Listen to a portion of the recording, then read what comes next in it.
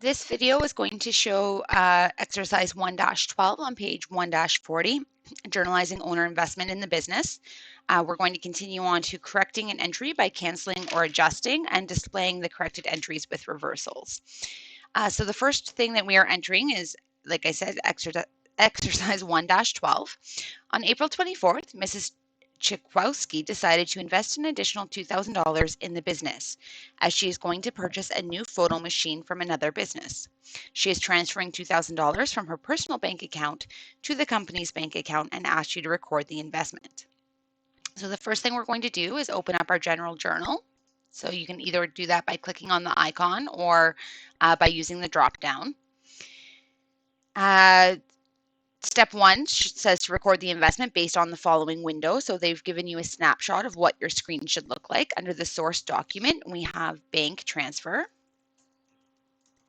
Oh goodness, can't type.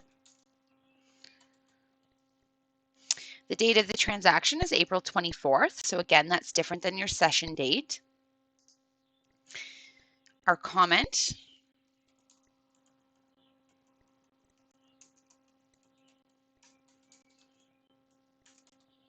I apparently have my caps lock on this whole time.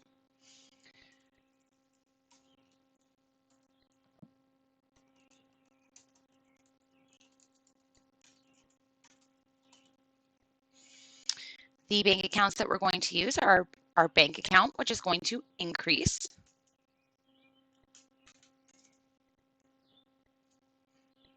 And that is by $2,000.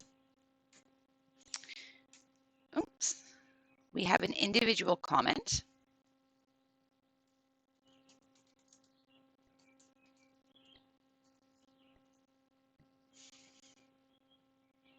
We are using an equity account. Our credit, again, $2,000. Same comment as before. And then we are now going to include some additional information. So we haven't done this part yet with any of our other transactions. On the menu bar, there's a little yellow box with a check mark to enter additional information.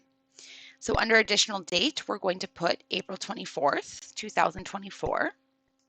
And in the additional field, the comment provided. Using your own initials rather than the SN. So you're going to click OK. Now that doesn't appear anywhere as of yet. So we will see that when we actually look at our journal entry. So clicking on report and displaying our entry.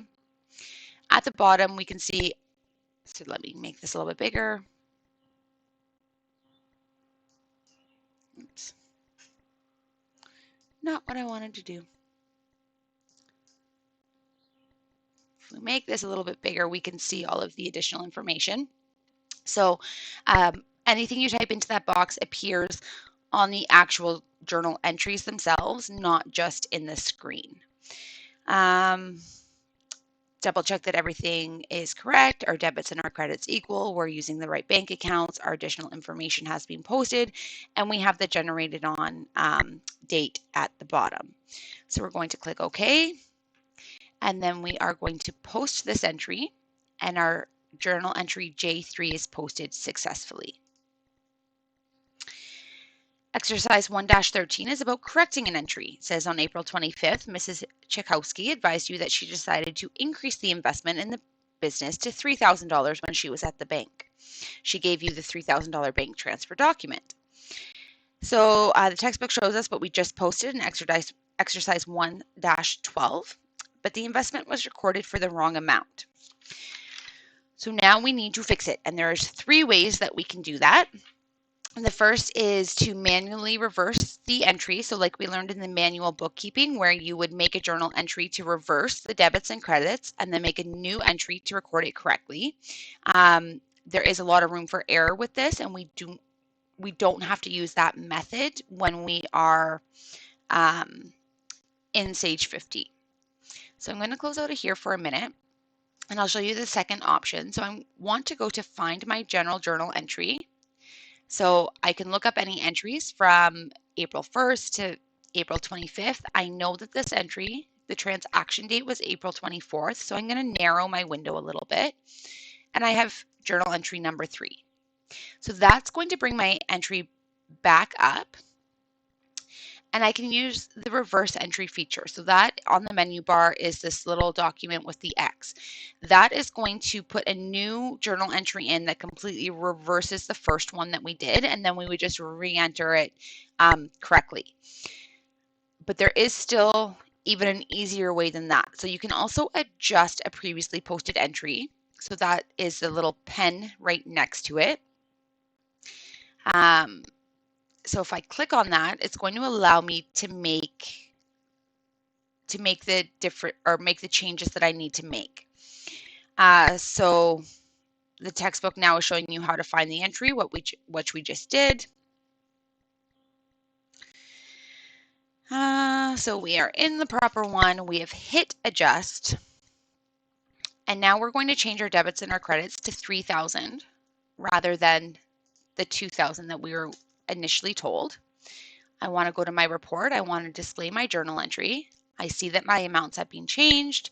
Notice it's journal entry number 5. So we were on 3 previously. Number 4 is going to be the first entry to make an adjustment, and then number 5. So we're going to exit the display window. We're going to hit post, and it was done successfully. So now if we want to display our corrected entries with reversals, the textbook says when necessary, you can display entries that have been posted and subsequently corrected. So because you don't see what goes in the background for how the corrections are done, you may want to take a look at those after. So in the reports area, so close out of your general journal. In the reports area, we want to select all journal entries. So we're going to open that document. So this shows us entries 1, 2, and 5. Those are all the correct ones, but we want to see what happened with everything else. So I'm going to hit modify, report options, and I'm going to click this box that says corrections. When I hit OK, I can now see all of the journal entries that have been made. So the first 2 were fine. The third one, we have our initial investment for $2,000. Journal entry number 4 is now reversing that entry. And number 5 is the corrected $3,000 entry. So there's 2 things to note here. The first is that in manual bookkeeping, we never put the credits above the debits. In Sage, they do actually, when they're reversing an entry, they do put their credits before their debits. The second thing to note here is our debit and our credit balances. So it's $7,246. They balance, everything is fine. However, if I do not include my corrections, notice that my actual debit and credit balances are $3,246. So sometimes if you are printing it incorrectly, your debit and credit amounts won't match what the textbook says, and that can cause a little bit of panic. Make sure that you're looking at it with you're supposed to have corrections or you're not supposed to have corrections before you make sure that you match up with what the textbook is doing.